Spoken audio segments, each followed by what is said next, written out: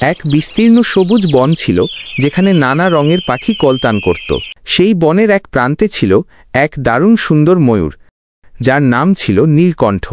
তার পেখম ছিল ইন্দ্রধনুর মতো ঝলমলে, আর তার নাচে সবাই মুগ্ধ হতো। তবে নীলকণ্ঠ ছিল ভীষণ অহংকারী। সে বিশ্বাস করত যে তার রূপে কেউ প্রতিদ্বন্দ্বী হতে পারবে না।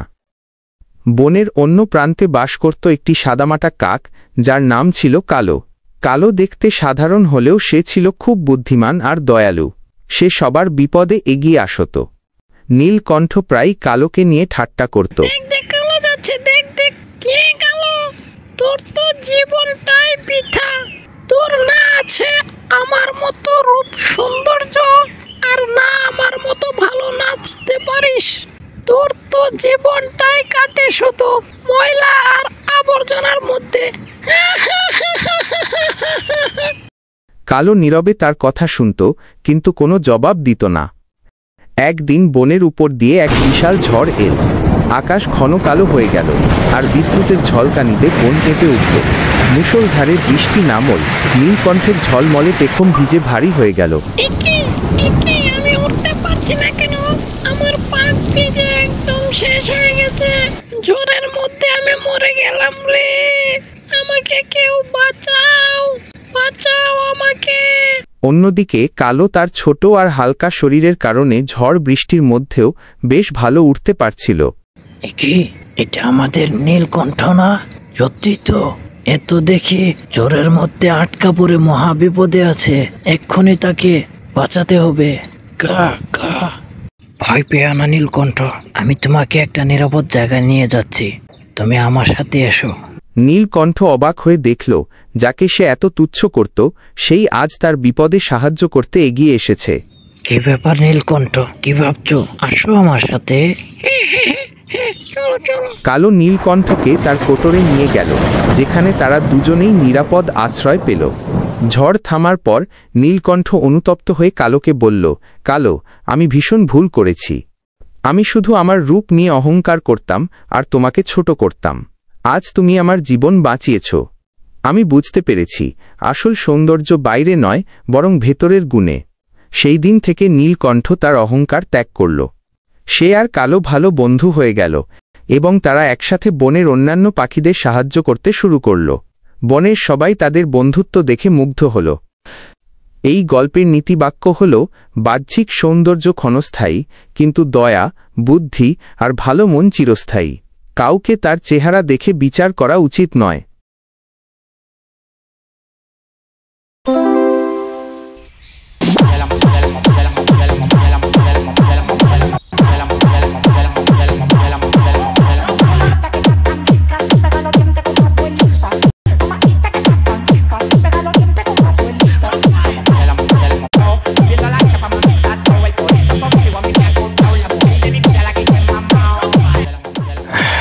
বন্ধু সকল, তোমরা সবাই থামো। খিদে মিচকে হলো। চিঙ্কু থামো। এই মিচকে থাম। আমাদের বন্ধুত্ব ঠিক রাখার জন্য বছরে একবার করে যে আমরা ব্যতিক্রমী আয়োজন করি, তার মধ্যে নাচ, গান, অন্যরকম ভোজ, যার মধ্যে মাংস থাকে, এরকম আয়োজনে তোমাদের কেমন লাগে বন্ধুরা?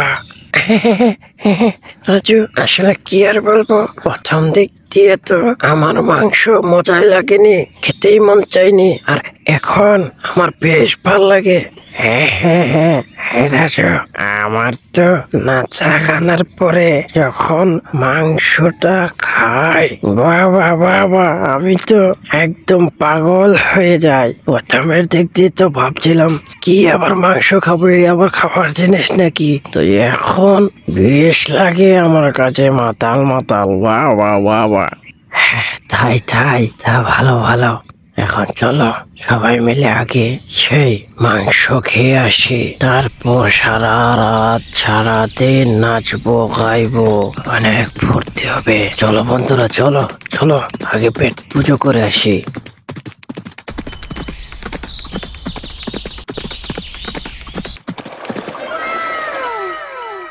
শোনো বন্ধু সকল, বরাবরের মতোই এখানে যা মাংস রাখা আছে ওই সাইডের 3 প্লেটে তোমাদের 3 জন, আর এই সাইডের যে বড় রানটা দেখতে পাচ্ছ ওইটা আমি খাবো, বরাবর যেমনটা হয়ে থাকে। কিরে মিচকে, সর এই সাইডে যা।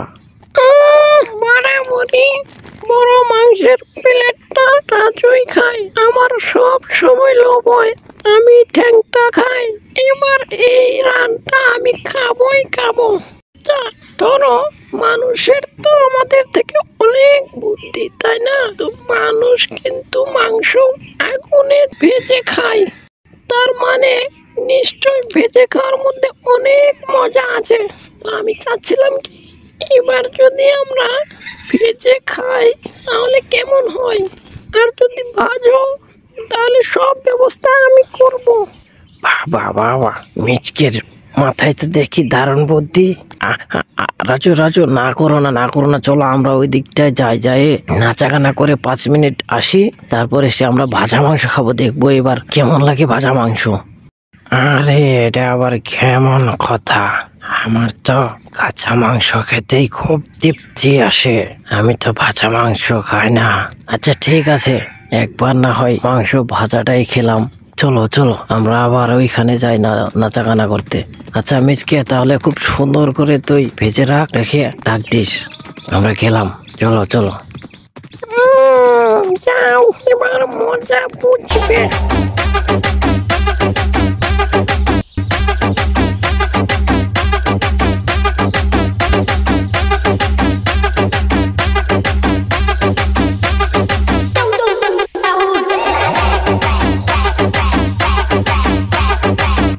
রাজু রাজু রাজু, সর্বনাশ হয়ে গেছে। কিরে চিঙ্কু, কি হয়েছে? তুই এরকম করতেছিস কেন? রাজু, মিচকে সব মাংস নিয়ে পালিয়ে গেছে, আমাদের জন্য একটা মাংস নাই। কি সত্যি বলতেছিস? মিচকির এত বড় সাহস, সব মাংস নিয়ে পালিয়েছে? আমার তখনই সন্দেহ হয়েছিল যে কিছু একটা করতে চলেছে। চল দেখি, চলো।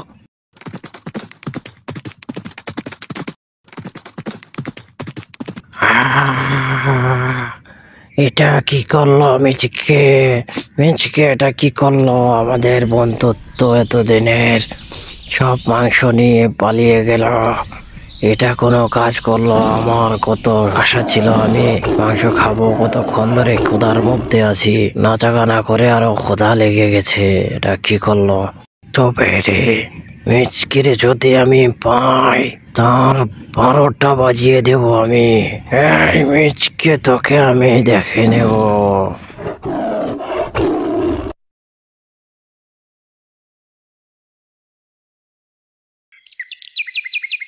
এক ঘন জঙ্গলে বাস করত এক বাঘ, যার নাম ছিল পরাক্রম। পরাক্রম ছিল খুব অহংকারী আর শক্তিশালী। সে নিজেকে বনের রাজা মনে করত এবং অন্য প্রাণীদের ওপর নিজের ক্ষমতা দেখাতে ভালোবাসত।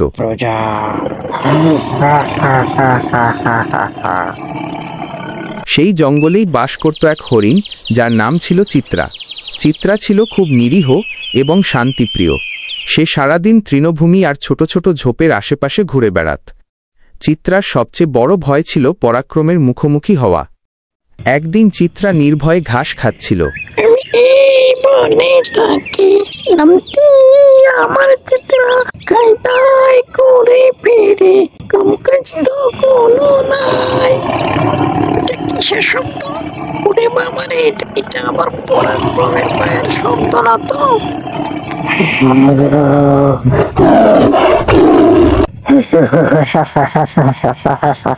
তুই যে অবলা প্রাণী, তোর সাথে তো আমার লড়তেও ভয় লাগে, এত নিরীহ তুই। ওরে বাবারে, আমাকে বাঁচাও, আমাকে খেও না, আমাকে বাঁচাও। আমি তো আজকে তোকে খাবো, তোর আর রক্ষে নেই আমার হাত থেকে। আজকে তো দেখছি সত্যি আমার আর রক্ষে নেই, কিছু তো একটা করতে হবে। দেখি একটা শেষ চেষ্টা করে কি করি। বুদ্ধি পেয়েছি। আচ্ছা মহারাজ, আমার মতো এত নিরীহ প্রাণীকে খেয়ে আপনি তো তেমন কোনো মজা পাবেন না। তার থেকে একটা কাজ করেন, জঙ্গলের ওই দিকটায় একটা পুকুর আছে, ওই পুকুরের ভিতরে একটা বড় হরিণ আছে। সে অনেক অহংকারী। সেই হরিণটাকে আপনি খাবেন, আমি তার কাছে নিয়ে যাচ্ছি। তুই সত্যি বলতেছিস তো? ওইখানে কি সত্যি হরিণ আছে? হ্যাঁ মহারাজ, ওখানে একটা অনেক বড় হরিণ আছে। বড় শিকারের লোভে সে চিত্রার কথায় রাজি হয়ে গেল। সে বলল, ঠিক আছে, আমাকে সেই বড় হরিণের কাছে নিয়ে চল। যদি মিথ্যা বলিস তাহলে তোর এবং সেই বড় হরিণের দুজনেরই মৃত্যু হবে।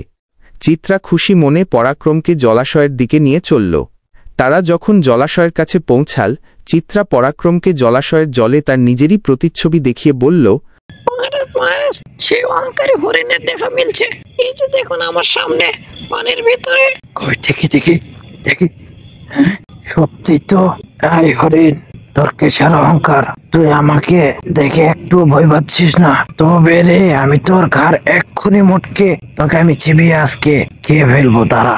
ও এই, কিরে কিরে, এখানে তো দেখি কেউ নেই, এখানে পানি।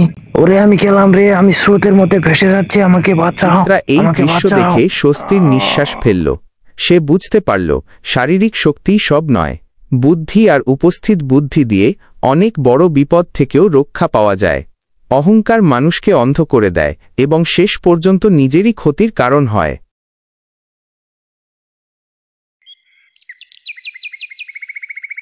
এক ঘন জঙ্গলে এক ক্ষুধার্ত বাঘ ঘুরছিল খাবারের সন্ধানে। অনেকক্ষণ খুঁজেও কিছু না পেয়ে সে ক্লান্ত হয়ে পড়ল। হঠাৎ তার চোখে পড়ল একটি শিয়ালকে, যে একটি গাছের নিচে আরাম করছিল। বাঘ শিয়ালকে দেখে গর্জন করে বলল, কিরে শিয়াল, তোকে তো আজ খাবো। অনেকক্ষণ ধরে কিছুই খাইনি, তুই আমার রাতের খাবার।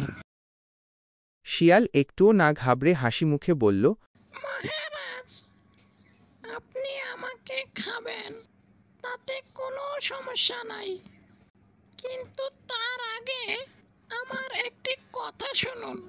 এই যে সামনে বিশাল পাথরটি দেখতেছেন, এর নিচে অনেক সুস্বাদু মাংস লুকানো আছে।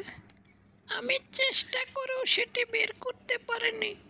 আপনি যদি আপনার শক্তি দিয়ে পাথরটি সরাতে পারেন, তাহলে আমরা দুজনেই পেট ভরে খেতে পারবো। বাঘ লোভী দৃষ্টিতে পাথরের দিকে তাকাল। তার মনে হল, শিয়ালকে একা না খেয়েই যদি আরও বেশি খাবার পাওয়া যায় তাহলে মন্দ কি। সে শিয়ালের কথা বিশ্বাস করে তার সমস্ত শক্তি দিয়ে পাথরটি ঠেলতে শুরু করল।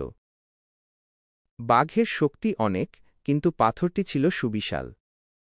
সে যখন পাথরটি সরাতে ব্যস্ত, লোভী বাঘ যেখানে পাথর সরাতে ব্যস্ত, এখন তাহলে আমি মানে মানে কেটে পড়ি। তখন শিয়াল চুপিসারে দৌড়ে পালাল।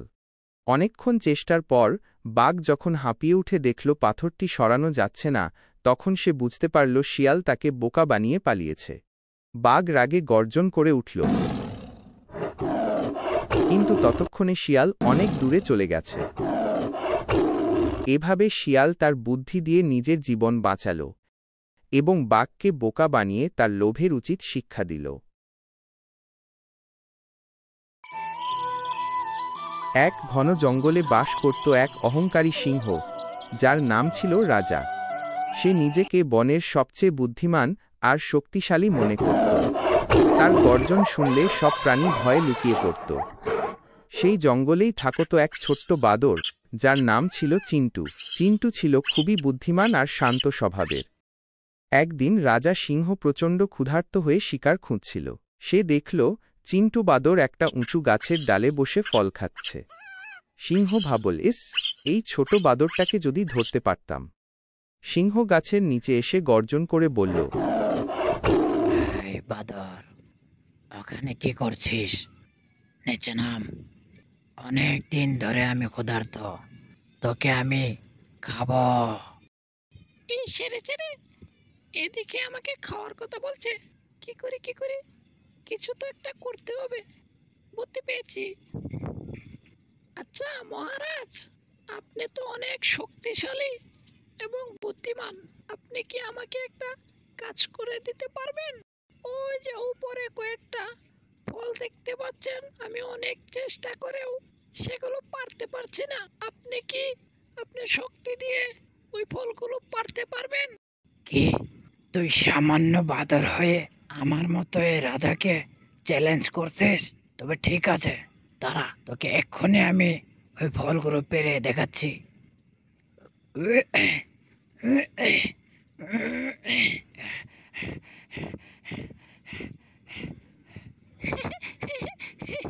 মহারাজ, শক্তি দিয়ে সব কাজ হয় না, অনেক সময় বুদ্ধিও লাগে।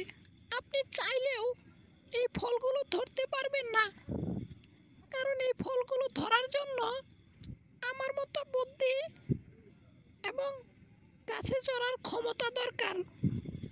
সিংহ নিজের বোকামি বুঝতে পারল। সে লজ্জিত হয়ে মাথা নিচু করল।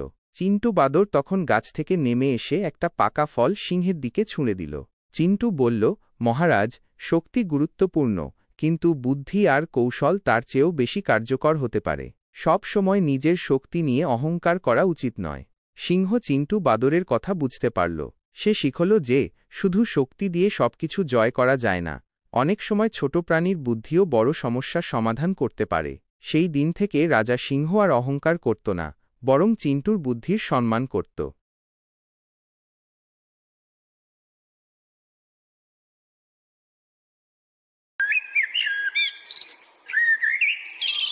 কই রে রাহি মাহি, তে তে তে তে, ধান দোকানকে যা দেখি। বুড়ির ডাকে মুরগি দুটা চলে এলো। মুরগি দুটোর নাম ছিল রাহি এবং মাহি। বুড়িমা, আমাদের রোজই ধানই কেন খেতে দাও? রোজ রোজ ধান খেতে না আমার আর ভাল লাগে না। কি কর্ম বল, ভালো মন্দ তো আমিও খেতে পারি না। তোরা যদি আমাকে ডিম না দিতি, আমি তো এই ভাত দুটো ভালোভাবে খেতে পারতাম না। হয়েছে হয়েছে, আর আদিক খেতা দেখাতে হবে না, আমরা খাচ্ছি। প্রত্যন্ত গ্রামের ঘন জঙ্গলের কুল ঘেঁষে বাস করত এক বুড়ি। তার ছিল দুইটা কথা বলা মুরগি। সেই মুরগি দুটোকে নিয়ে বুড়ির সুখে শান্তিতে দিন কাটতে থাকে। প্রতিদিন খাল বিলে গিয়ে যা ধান কুড়িয়ে আনতো, তা থেকে সে তার মুরগি দুটোকে খাওয়াতো। সেই মুরগি দুটো যে ডিম দিত, সেই ডিম দুটো সিদ্ধ করে চাইলের সাথে বুড়ি খেয়ে বেঁচে থাকতো। হঠাৎ একদিন বুড়ি যাচ্ছে ধান কুড়ানোর উদ্দেশ্যে। রে রাহি মাহি, আমি খাল বিলে যাচ্ছি ধান কুড়াতে, তোরা কিন্তু সাবধানে থাকিস। ঠিক আছে বুড়িমা, আমরা বাড়ির উঠান ছেড়ে কোথাও যাব না, তুমি সাবধানে চলে এসো। এই কথা বলার পর বুড়ি ছুটল সেই খাল বিলের উদ্দেশ্যে। প্রতিদিনের মতো যে তার আজকেও ধান কুড়াতে হবে। আজকে দূরের ওই খালটার দিকে যাচ্ছে। এদিকে মুরগি দুটো উঠোনের সামনে খুব আনন্দ করছিল এবং পোকামাকড় খাচ্ছিল। কিন্তু হঠাৎ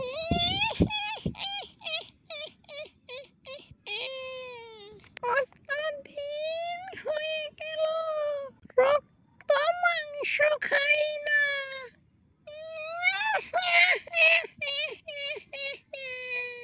আজকে বুড়ির মুরগি দুটোকে বাগে পেয়েছি। আজকে তো মুরগি দুটাকে খেয়ে আমার পেট পুজো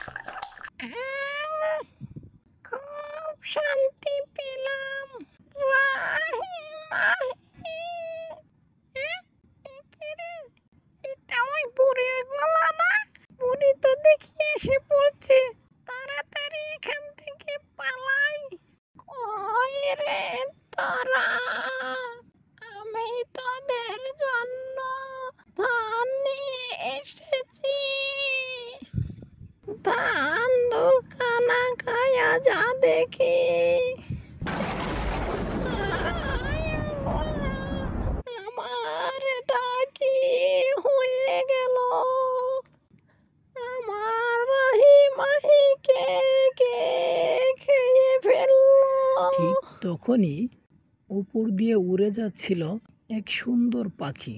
সেই পাখিটি দেখল এক বুড়ি বাড়ির উঠোনে বসে কান্না করছে।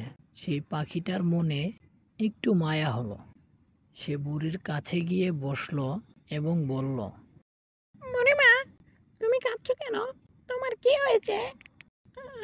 আমার দিনগুল বলতে দুটা মুরগি ছিল, সারাদিন আমার সাথে কথা বলতো। তারা যা ডিম পারতো তাই সিদ্ধ করে খাইতাম। আমার মুরগি দুটাকে কে জানি খেয়ে ফেলেছে। ও, এই ব্যাপার। তাহলে তুমি একটা কাজ করো, বাড়িতে যদি আর দুইটা ডিম থাকে, সেই ডিম দুটা দিয়ে তুমি বাড়ির উঠোনে একটা ডিমের চাষ করো। অনেক ডিম ধরবে, সেই ডিমগুলো তুমি খেতে পারবা। তুই আমার সাথে মজা নিতেছিস? আমার সামনে থেকে যা। তারপর বুড়ির সামনে থেকে সেই পাখিটি উড়ে চলে গেল। ঠিক তখনই সেই ডাইনিটিও এক সাধু বাবার ভেষ ধরে সেই বুড়ির সামনে আসলো এবং এসে বুড়িকে জিজ্ঞেস করলো, কিরে বৎস, তুই কাঁদছিস কেন?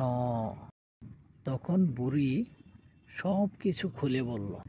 সব কিছু শোনার পর সেই সাধুয়ে বলল, তোর কাছে যে ডিম আছে সেই ডিমগুলো এখানে পুঁত, এখান থেকে ডিমের গাছ হবে, সেগুলা তুই ছিঁড়ে ছিঁড়ে খাস। সাধু বাবা, আপনিও আমার সাথে মজা নিতেছেন? ডিমের কি কোনো গাছ হয় জীবনে শুনেছেন? রে বৎস, আমার কথা শোন, তোর মঙ্গল হবে। এই কথা বলে সাধু ওখান থেকে চলে গেল। ওইদিকে পাখিটি অনেক দূর উড়ে উড়ে যেয়ে ফাঁকা মাঠের মধ্যে গিয়ে বসলো এবং জোরে জোরে বলতে থাকলো, মায়াপুরী, ও মায়াপুরী, মায়াপুরী। তখনই দূর আকাশ থেকে একটি পরী নেমে এলো, যার নাম ছিল মায়াপরী। কিরে, কি হয়েছে? এত অস্থির হয়ে আমাকে ডাকছিস কেন? মায়াপুরী, একটা অনেক বড় বিপদ হয়ে গেছে। একটা বুড়ির দুইটা মুরগি ছিল। সেই মুরগি দুটো যা ডিম দিত তাই সেদ্ধ করে খেয়ে বুড়ির জীবন পার করত। কিন্তু হঠাৎ তার মুরগি দুটো কে জানি খেয়ে ফেলেছে। এখন সেই বুড়ি অনেক কান্দাকাটি করতেছে। তাকে বলেছি সে যেন ডিমের চাষ করে। এখন তুমি সেই বুড়ির ডিমের চাষটা বাস্তবে রূপ দিয়ে দাও। তুই যে এত বোকা, এটা কেন বলতে গেলি? তুই জানিস না অত শক্তি আমার কাছে নাই। আমি জানি তুমি পারবা, চলো না আমার সাথে। আমি তো কিছু পারি না রে, সব ওই উপরওয়ালার ইচ্ছা। তুই যখন এত করে বলতেছিস, তাহলে কি আর না যেয়ে উপায় আছে? চল। এই কথা বলে পরী উড়ে গেল সেই বুড়ির বাড়িতে। গিয়ে দেখলো পরীটি ডিম রোপণ করে ব্যাগ হাতে নিয়ে ওই মাঠের দিকে যাচ্ছে ধান কুড়াতে। পরীটার দুঃখ দেখে পরীটার অনেক মায়া হলো। এত কষ্ট দেখে পরীটি দুই হাত তুলে আল্লাহর কাছে দোয়া করলো। দোয়া করার পর পরী উড়াল দিয়ে ওই দূর আকাশে চলে গেল। পরী যাওয়ার পর হঠাৎ সেখান থেকে একটি গাছ হলো এবং সেই গাছে অনেকগুলো ডিম ধরে আছে। আর তখনই ধান কুড়িয়ে বুড়ি আবার বাড়ির দিকে চলে আসতেছে। তো হঠাৎ এসে দেখে সেই ডিমওয়ালা গাছ। এটা আমি কি দেখতেছি? এটা তো দেখি সত্যি সত্যি ডিমের গাছ। আমার কি তাহলে সত্যি আর ডিমের অভাব হবে না? হে আল্লাহ, তুমি মহান, তোমার কোনো তুলনা হয় না। তখন বড় বট গাছের ওই ডাইনিটা ঘুমিয়েছিল। বুড়ির চিৎকারের শব্দে ডাইনিটার ঘুম ভেঙে গেল। কি রে বাবা, এটা দেখি সত্যি সত্যি ডিমের গাছ হয়ে গেছে। আমি কি ভাবলাম আর কি হয়ে গেল। বুড়িকে মজা করে আমি ডিম রোপণ করার কথা বলে আসলাম, আর দেখি এটা সত্যি হয়ে গেছে। তবে রে, আজ রাতে আমি তোর এই গাছ উপড়ে দেব। আমি যে তোর দুঃখ দেখতে চাই।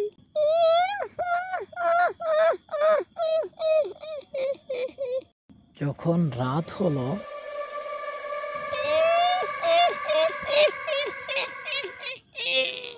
এখন আমি তোর এই ডিমের গাছটা উপড়ে দেব।